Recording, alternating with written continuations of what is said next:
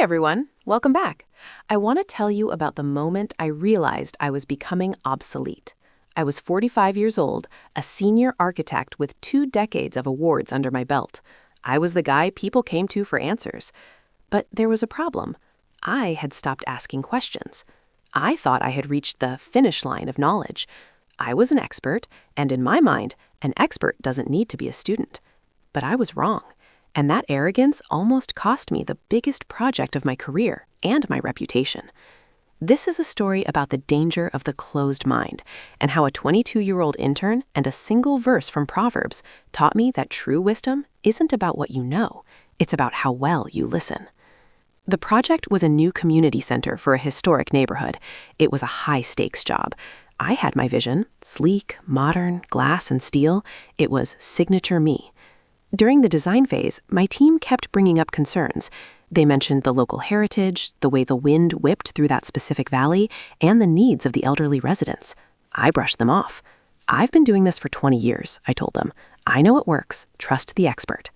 One afternoon, Maya, our youngest intern, sheepishly approached my desk. She had a folder of sketches.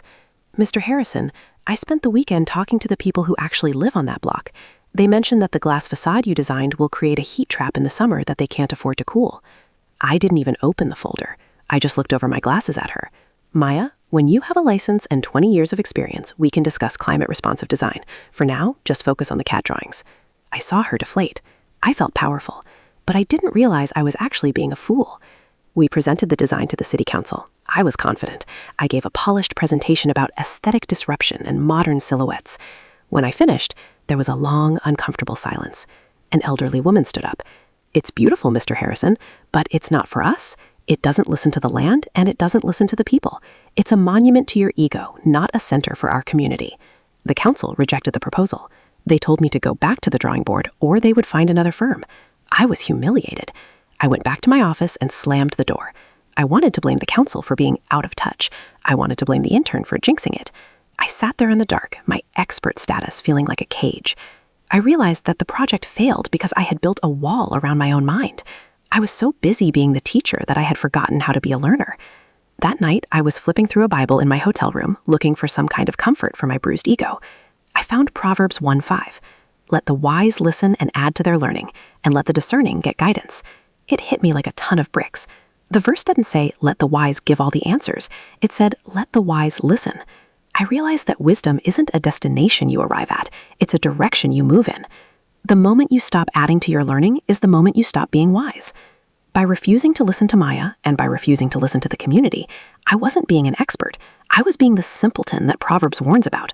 I had selfish ambition disguised as professionalism. I was more interested in my signature style than in the interests of others, Philippians 2:4. I realized that if I wanted to be truly wise, I had to be willing to be a student again. I had to admit that a 22-year-old intern might know something I didn't. The next morning, I did something I hadn't done in years. I gathered the whole team, including Maya, in the conference room. "I made a mistake," I said. "I stopped listening, and because of that, I failed you and the client." I turned to Maya. "Can you show me those sketches from the neighborhood residents?" She was hesitant at first, but then she opened the folder. She had found a way to use local reclaimed brick that regulated temperature naturally. She had mapped the sun's path across the site in a way my software hadn't prioritized. For the next 3 days, I didn't lead the meetings. I listened. I asked questions. "Why do you think that works better? What am I missing here?" We redesigned the center. It wasn't signature me anymore. It was signature us. It was a blend of my structural expertise and their fresh local insights. When we went back to the council, the same elderly woman stood up. This time she had tears in her eyes. "You heard us," she said. "Thank you." The project was approved unanimously. It became the most celebrated building of my career, not because of my genius, but because of my ears. Pride makes us think we've arrived, but Proverbs 1:5 tells us that the mark of a wise person is a constant hungry ears. If you're the smartest person in your room, you're in the wrong room. Or worse, you've just stopped listening to the people around you. Don't let your experience become a barrier to your growth. Whether you're a CEO, a parent, a student, or a retiree, stay teachable. Thanks for watching. Here are today's reflection questions. Who in your life have you stopped listening to because you assumed you already know better, and what might you be missing? When was the last time you admitted, "I was wrong," and asked someone younger or less experienced than you for their perspective? Drop your thoughts about the story in the comments below. Your experience might encourage someone else facing the same choice. If this resonated with you, hit that like button, share this with someone who needs to hear it, and subscribe for more stories about faith, growth, and the power of staying teachable. Remember, wisdom isn't about arriving, it's about always being willing to learn. See you in the next one.